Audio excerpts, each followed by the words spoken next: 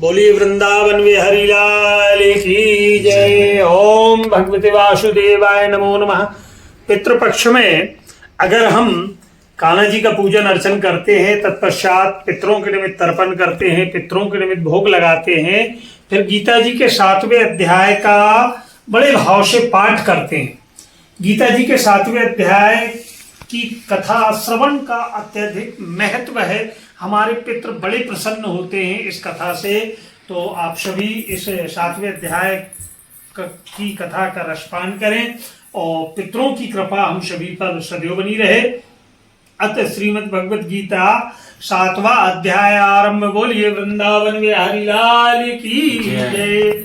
श्री कृष्ण जी कहने लगे, हे पार्थ, मुझ में मन लगाकर मेरे ही आश्रय होकर योगाभ्यास करते हुए मेरे स्वरूप का संशय रहित पूर्ण ज्ञान होगा, सो सुनो। विज्ञान के सहित यह पूर्ण ज्ञान मैं तुम्हें सुनाता हूं, जिसके जानने से तुमको इस लोक में और कुछ जानना शेष नहीं रहेगा। सहस्त्रों मनुष्यों में से कोई एक सिद्धि को प्राप्ति के लिए यत्न करता है। उस यत्न करने वाले सिद्धों में से भी एक कोई बिरला मुझे ठीक जान पड़ता है।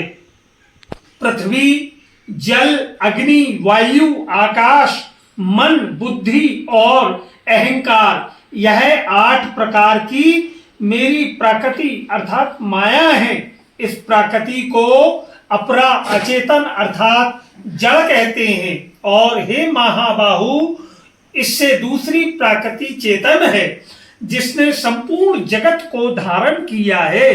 इन्हीं दोनों प्रकृतियों से सभी प्राणी मात्र उत्पन्न होते हैं। ऐसा जानो, यह प्रकृति, यह सृष्टि हमसे ही उत्पन्न हुई है। इस तरह सब जगत की उत्पत्ति और प्रलय का कारण मैं ही हूं।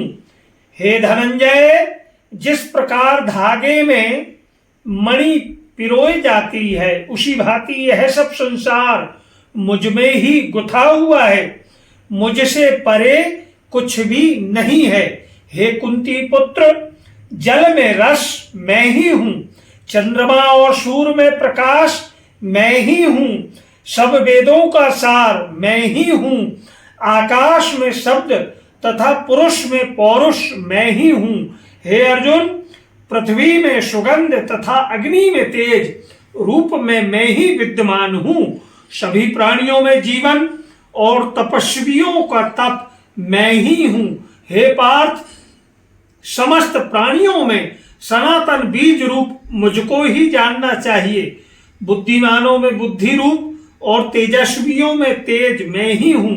हे अर्जुन, काम और रोग रहित बलवान पुरुषों में बल और पुरुषों में धर्म के विरुद्ध जानने वाला काम मैं ही हूं। जितने भी सात्विक, राजस्व, तामस पदार्थ हैं, वह सब मुझसे ही उत्पन्न हुए हैं, परंतु उनमें मैं नहीं रहता। यह सब मुझ में ही सत्व, रज, तम, इन तीनों गुणों के प्रभाव से यह सारा जगत मोहित हो रहा है। इस कारण यह इससे परे मुझे परमात्मा को वह नहीं जानता। यह मेरी गुणमयी और दिव्य माया अति दुस्तर है। जो मुझको अनन्य भाव से भजते हैं, जो मुझे समर्पण भाव से भजते हैं, वे इस माया को पार कर जाते हैं। जो पापी मूढ़ नराधम माया ने जिसका ज्ञान हर लिया है और आसुरी भाव वह ग्रहण किए हुए हैं, वह मुझे नहीं पा पाते। दुखिया, जिज्ञासु, ऐश्वर्य की कामना करने वाले और ज्ञानी, तिनमें मुझे सदा एकाग्र चित्त और केवल मेरी भक्ति करने वाले ज्ञानी पुरुष श्रेष्ठ हैं। क्योंकि मैं ज्ञानी को अत्यंत प्रिय हूं। वह मन से, भाव से मेरी आराधना करते हैं।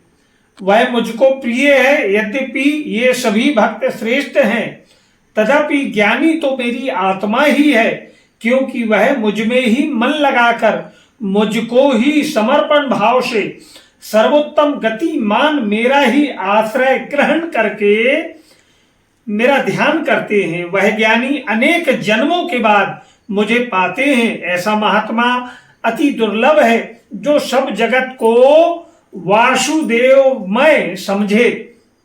अपनी अपनी प्रकृति के नियम के अनुसार मनुष्य भी भिन्न भिन्न काम वासनाओं के अधीन होकर उनकी उपासना करते हैं। हे अर्जुन, जो भक्त श्रद्धा पूर्वक जिस जिस देवता का पूजन करना चाहता है उन पुरुषों की उस श्रद्धा को मैं दृढ़ कर देता हूं।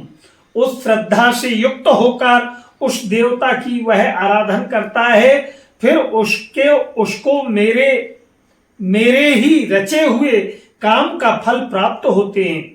परंतु उन अल्प बुद्धि वालों का फल नाशवान होता है।